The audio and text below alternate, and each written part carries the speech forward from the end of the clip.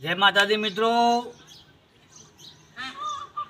આપણે આ છે ઉગોતી ઠાકોર. અમારે આજે 11 જ છે કે ભક્તિ કરો પતાળમાં પ્રગટ થાય આકાશ, દાબી દુબી રહે ને કસ્તુરી કી વાસ. એટલે મિત્રો એ બધી સાચી વાત છે. જેવું જેવું વર્તન કરો એવું પ્રગટ થાય. સારું વર્તન હોય તો બારે પ્રગટ થાય, ને પેલું વર્તન એવું હોય તો ના પ્રગટ થાય. એટલે આપણે ભક્તિ કરો તો એવી કરવી કે આખા દુનિયામાં પ્રગટ થવી જોઈએ. અને મિત્રો ભક્તિમાં ઘણો ફેર હોય. ભક્તિ કરો એના કરતી સાધુ બનવા કરતી સીધું હેડવું સારું.